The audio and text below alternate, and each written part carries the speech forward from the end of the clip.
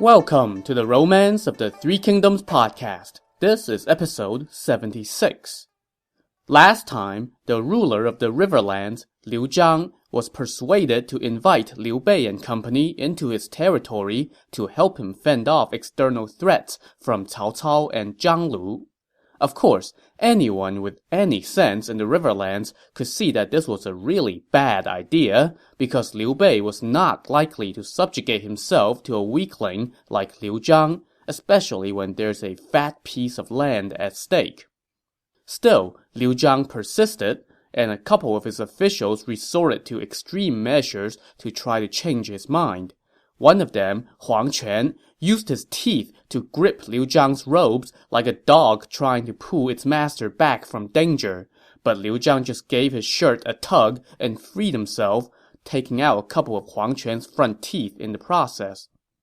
Then, as Liu Zhang was about to set out to go welcome Liu Bei, one of his aides, Wang Lei, had himself suspended in the air high above the city gate and threatened to cut the rope and plunge to his death if Liu Zhang did not heed his advice and turn back. But Liu Zhang's mind was made up, and he was not about to be deterred by such theatrics, so he called Wang Lei's bluff, rejected his advice, and scolded him. Alas, Wang Lei was not bluffing. When he saw that Liu Zhang remained obstinate, he waved the sword in his hand and cut the rope from which he dangled. In the blink of an eye, Wang Lei lay dead on the ground below. But Liu Zhang remained undaunted and pressed on. He led 30,000 troops and headed to the city of Fucheng with more than 1,000 carts of provisions and gifts to welcome Liu Bei. Speaking of Liu Bei, he and his army were advancing toward their rendezvous with Liu Zhang. The cities along the way provided him with provisions, just as Liu Zhang had instructed, and Liu Bei's soldiers remained on their best behavior, as one is wont to do when you're told that you would lose your head if you dare to so much as take a single thing from the civilians. So Liu Bei's journey into the Riverlands was smooth, and everywhere he went, civilians, young and old, lined the streets to get a glimpse of him and to welcome him by kneeling and burning incense. Liu Bei, in turn, did the usual rounds of handshaking and baby-kissing to get in good with the locals. And yet, Liu Zhang's spidey sense was still not tingling. While Liu Bei was busy making nice with the civilians, his military strategist Pang Tong was busy plotting with Fa Zheng, the envoy that Liu Zhang had sent to invite Liu Bei, and one of the collaborators of the inside plot to betray the Riverlands into Liu Bei's hands. Pang Tong and Fa Zheng had gotten word from their fellow conspirator Zhang Song that Liu Zhang was going to meet Liu Bei at the city of Fucheng, and they decided to use that opportunity to make their move, but they also agreed that this plan should be kept hidden from Liu Bei for now. When they arrived at Fucheng, which was about 120 miles away from Chengdu, the capital of Yi Province, Liu Zhang was already there and waiting. He immediately sent a welcome party.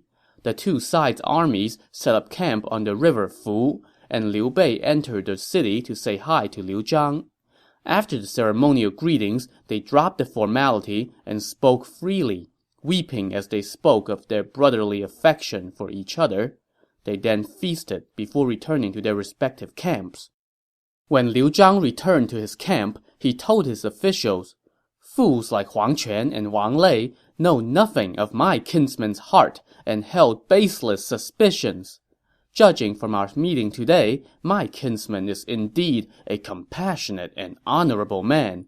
With his help, what need have I to fear Cao Cao and Zhang Lu? If not for Zhang Song, I would have missed this opportunity." As he spoke, Liu Zhang removed the green robe he was wearing and told a courier to bring it, along with 500 taels of gold, back to the provincial capital Chengdu and give them to Zhang Song as a reward for coming up with the brilliant idea of inviting Liu Bei into the Riverlands. While Liu Zhang was gushing about how wonderful Liu Bei was, his staff was a little less enthusiastic. A bunch of military and civil officials cautioned him. "My lord, do not be too happy too soon," they said. "Liu Bei is soft on the outside, but hard on the inside. We do not yet know his true intentions, so we must be on guard." "You guys are too suspicious. How can my own kinsman harbor any ill intent?" Liu Zhang said. At that, all his officials had no choice but to sigh and take their leave. In the other camp, Pang Tong went to see Liu Bei and asked him, "My lord, what do you think of Liu Zhang?" "I thought he was a truly honest man," Liu Bei answered. "Liu Zhang may be sincere, but his officials, like Liu Gui and Zhang Ren, all look dissatisfied," Pang Tong cautioned him. "Right now, it's not certain how things will go. In my opinion, we should invite Liu Zhang to a feast tomorrow and have 100 armed men lie in wait. Your lordship can throw your cup as the signal, and we can kill Liu Zhang right there, then storm into Chengdu. That way, we can succeed without breaking a sweat." Now, this was a pretty vicious scheme, the kind of thing that villains in this novel are wont to resort to, and not surprisingly, Liu Bei wanted no part of it. "Liu Zhang is my kinsman, and he has treated me with sincerity. Besides, I have just arrived in the region of Shu, and my reputation here is not yet established. If I do this, neither heaven nor the people would tolerate it. Sir, only tyrants would resort to such a scheme." "This isn't my idea," Pang Tong said, passing the buck. "Fa Zheng received a letter from Zhang Song telling him to get this done sooner than later." As they were speaking, Fa Zheng stepped into the tent and added, "I am not doing this for myself, but to be in accordance with heaven's will." "But Liu Zhang is my kinsman. I cannot bear to kill him," Liu Bei said. "My lord, you are mistaken," Fa Zheng pressed. "If you do not do this, then Zhang Lu, whose mother died by Liu Zhang's hands, would surely attack Yi province. Your lordship has made a long and difficult journey to get here. If you press on, you will succeed. No good can come of falling back. If you remain indecisive and drag this out, the whole plan will go bust. If the plot leaks out, you would fall victim to someone else's scheming. You have both the will of heaven and the people on your side, and the element of surprise. So why not take advantage of this to establish your enterprise? That is the best course of action." And so it went for a while, with Fa Zheng and Pang Tong both trying their darndest to convince Liu Bei to just go ahead and kill Liu Zhang now. But Liu Bei steadfastly refused. The two advisers, however, were not about to let the matter drop so easily. In fact, they decided to take matters into their own hands. The next day, Liu Bei went back into the city to resume feasting with Liu Zhang. The two kinsmen were pouring their hearts out to each other and hitting it off. After the banquet had gone on for a while, Pang Tong secretly said to Fa Zheng, "With things as they are, it's no longer up to our lord." So, taking the initiative, they told the general Wei Yan to go into the banquet hall to perform a sword dance. When the opportunity presented itself, Wei Yan was to lodge his sword in Liu Zhang's chest. So Wei Yan stepped into the hall with sword in hand and said, "Hey, we have no entertainment for this banquet. Let me do a little dance with this incredibly sharp and pointy weapon I have in my hand." And if that wasn't obvious enough to just about everyone present, Pang Tong also called in a squad of armed guards and stationed them just outside the hall. I guess these were the backup dancers? So basically everyone at the banquet could see where this was headed. One of Liu Zhang's officers, Zhang Ren, now pulled out his sword and said, "It takes two to do a sword dance. Allow me to accompany General Wei." And now there were two guys waving pointy objects in a confined space, one trying to make a move on Liu Zhang, while the other trying to foil his every attempt. After this tango went on for a bit, Wei Yan flashed a look over to Liu Bei's adopted son, Liu Feng. Liu Feng caught his meaning and grabbed his sword to join in the fun. But then 3 other officers from Liu Zhang's entourage pulled out their swords and said, "Hey, we want in. Let's all have a good laugh. Ha ha." Things were just about to boil over when Liu Bei grabbed a sword from one of his attendants, stood up, and declared, "My kinsman and I are celebrating our meeting. There is no cause for suspicion. This is not the feast at Hongmen. What need do we have for sword dances? Anyone who does not drop his sword right now will be executed." And in case you need an explanation for the reference to the feast at Hongmen, check episode 27. Meanwhile, Liu Zhang chimed in and said, "I am meeting with my kinsman. There is no need to carry arms." So they ordered everyone in attendance to remove their weapons, and all the eager sword dancers went away grumbling. Liu Bei then called all the officers present up to his table and offered them a toast. "My kinsman and I are of the same flesh and blood," he told them. "We are working together on a grand enterprise. There is no ulterior motive. Please do not harbor any suspicions." After the officers bowed and said thanks for the drink, Liu Zhang took Liu Bei's hand and wept. "Brother, I will never forget your kindness," he said. The two of them then drank until nightfall before taking leave of each other. Once Liu Bei returned to camp, he immediately admonished Pang Tong. "Sir, why did you all try to saddle me with such a dishonorable crime? Never do that again." Thus scolded, Pang Tong sighed and took his leave. Meanwhile, in Liu Zhang's camp, his staff was telling him, "Hey, look what happened today. Why don't you go back to Chengdu immediately to stay out of harm's way?" But Liu Zhang, being the dimwit that he was, refused. "My brother Liu Bei is not like other people." His officers, probably burying their faces in their hands in frustration, said, "Liu Bei may not harbor any ill intent, but his followers all want to gobble up the riverlands to enrich themselves." "Do not try to sow discord between me and my brother," Liu Zhang told them. And so he refused to listen to his staff and instead continued to feast with Liu Bei every day. Soon, word came that Zhang Lu, the guy ruling the territory to the north of the riverlands, was preparing his troops for an attack on Jiameng Pass. Liu Zhang asked Liu Bei to go repel this invasion, and Liu Bei agreed without hesitation, setting out with his troops that very day. Once Liu Bei was gone, Liu Zhang's men all tried to convince their master that he should order his generals to be on red alert at all the key strategic locations, just in case Liu Bei tried anything. Liu Zhang initially refused, but eventually, after much prodding, he relented and told the commanders Yang Huai and Gao Pei to hold down the Fu River Pass. Liu Zhang then returned to Chengdu.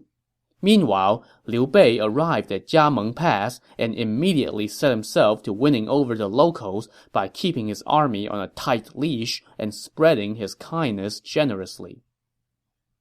So let's leave Liu Bei to his charm offensive and Liu Zhang in his obstinate obliviousness for now, and look back east for a little bit.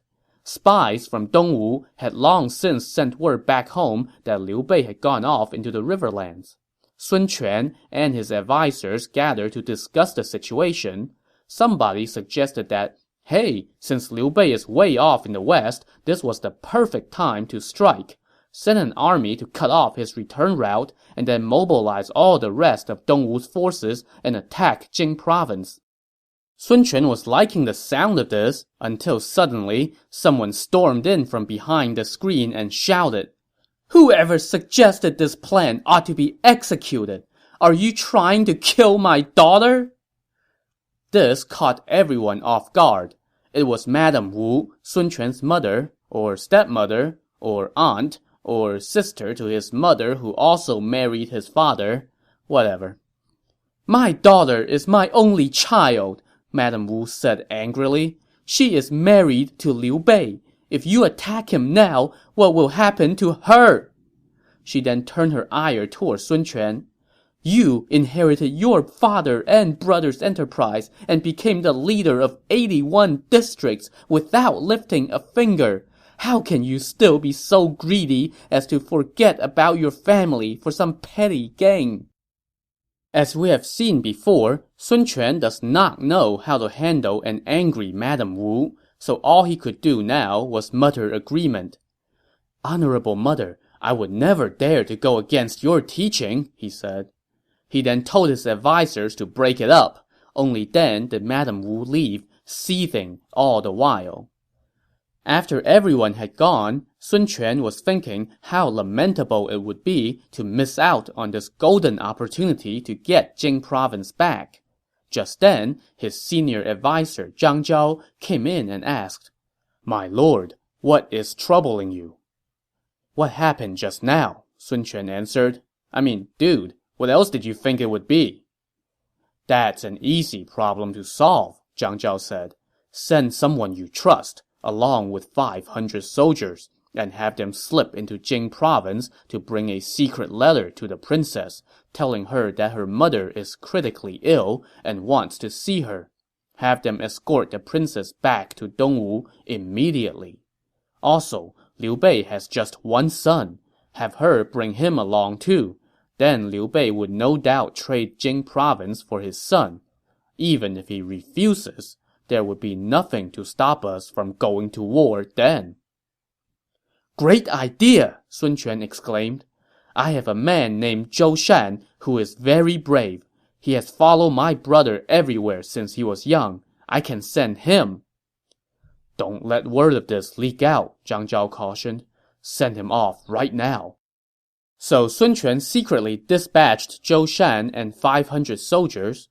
They disguised themselves as merchants and set sail on 5 ships armed with an official letter, a cover story, and a bunch of weapons inside their ships.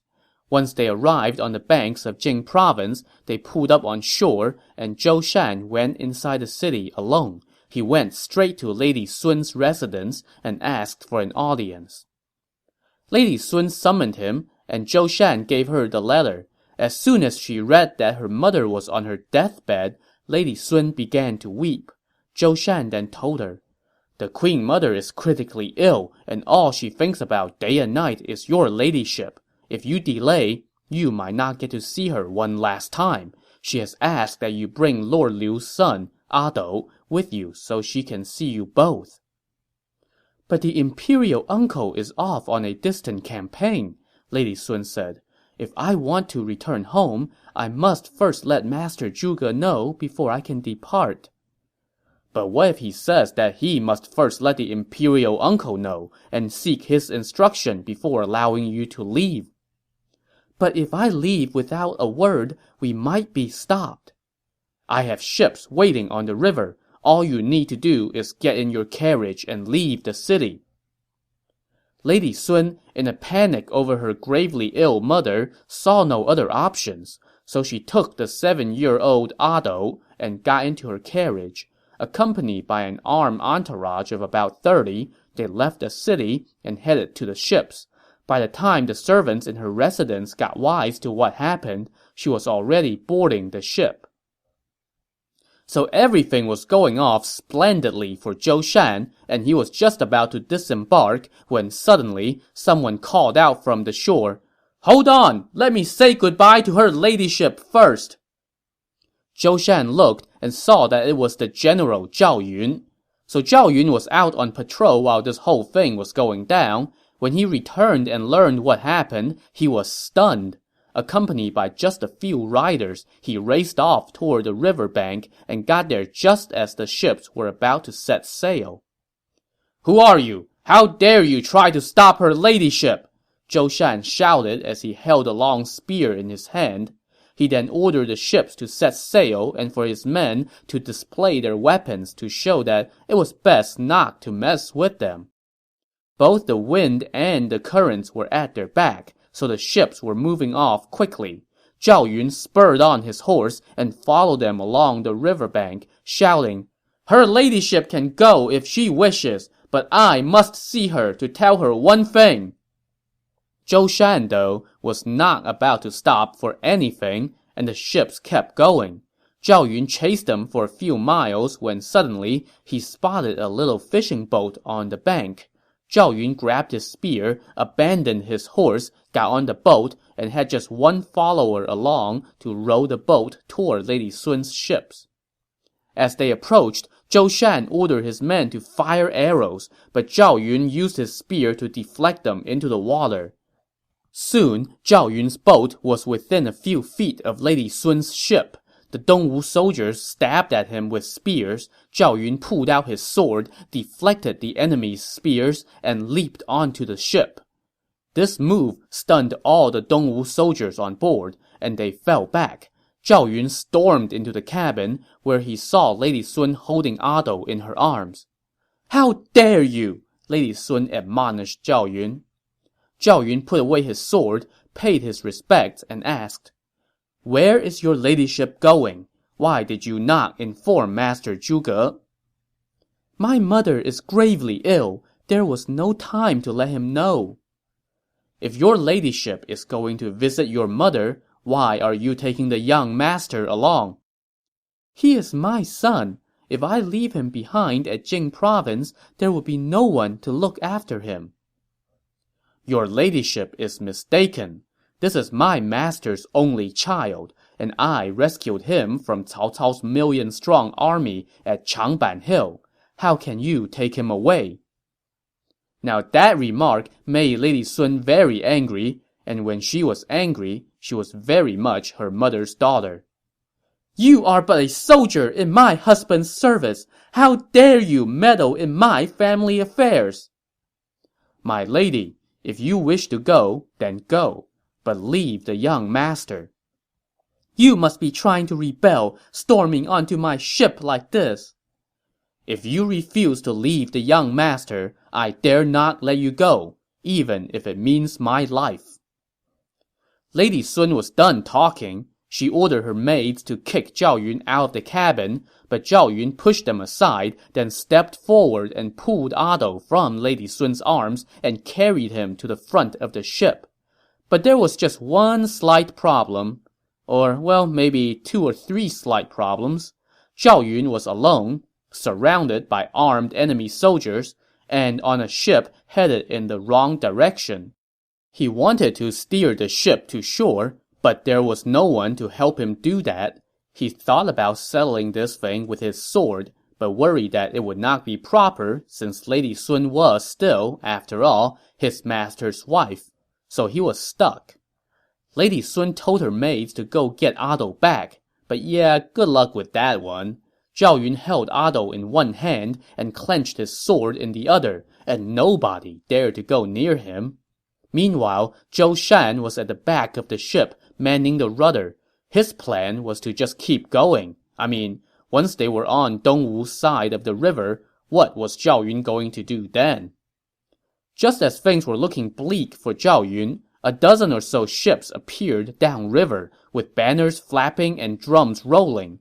Zhao Yun thought at first that this was reinforcement from Dongwu, but then he saw a general standing on the lead ship with spear in hand, shouting, "Sister-in-law, leave my nephew before you go." This was none other than Zhang Fei. He was also out on patrol, and when he got word of what was happening, he made his way here to cut off the Dongwu ships. When the ships got close enough, Zhang Fei also leaped onto Lady Sun's ship with sword in hand. He was greeted by a saber-wielding Zhou Shan, but Zhang Fei was like, "Please." With one swing of his sword, he made Zhou Shan a few inches shorter and tossed his head at Lady Sun's feet. "Brother-in-law, this is an outrage!" a stunned Lady Sun said. "Instead of thinking about my brother first, you are returning home without letting anyone know. That is the true outrage," Zhang Fei shot back. "My mother is gravely ill. If I wait until I get word back from your brother, it would be too late. If you refuse to let me go, then I would rather throw myself into the river and die." Faced with this ultimatum from a woman with the temperament to make good on her threat, Zhang Fei and Zhao Yun decided that Since she's technically their mistress, it would not do for them to force her to kill herself, so they contented themselves with taking Ado home. "Sister-in-law," Zhang Fei said, "my brother is the imperial uncle. He's not exactly a disgrace to you. After we part ways today, I hope you will remember his kindness and honor and return soon." With that, Zhang Fei scooped up Ado in his arms and returned to his ship along with Zhao Yun, allowing Lady Sun and the Dongwu ships to go on their way. Great songs were sung of Zhao Yun and Zhang Fei's deeds on this day, including this poem about Zhao Yun. In Dangyang he once saved a little heir, now upon the river himself did he hurl. The southern sailors felt their spirits die. Zhao Yun's prowess has no match in this world. And Zhang Fei got his own poem too.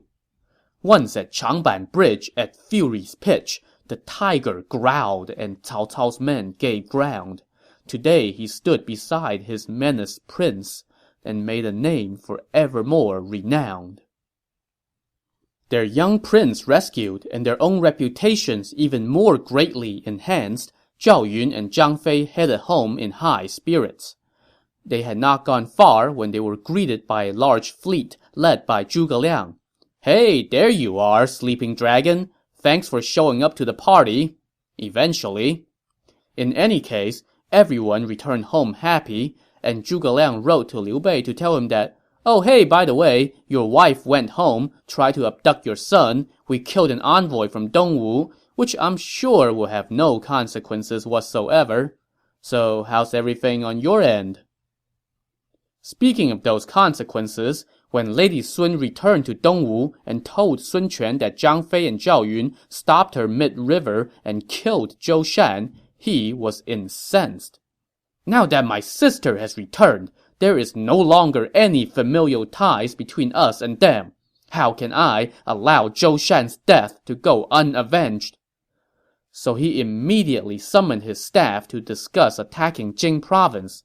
I can only imagine how awkward his sister must have felt, what with her brother about to wage war on her husband, and oh yeah, your mom's not really dying, we were just kidding about that, sorry. Now excuse us while we plot your husband's demise. But hey, she's a woman, so her feelings don't really count in this novel, and this is pretty much the last time we'll hear of her, so whatever.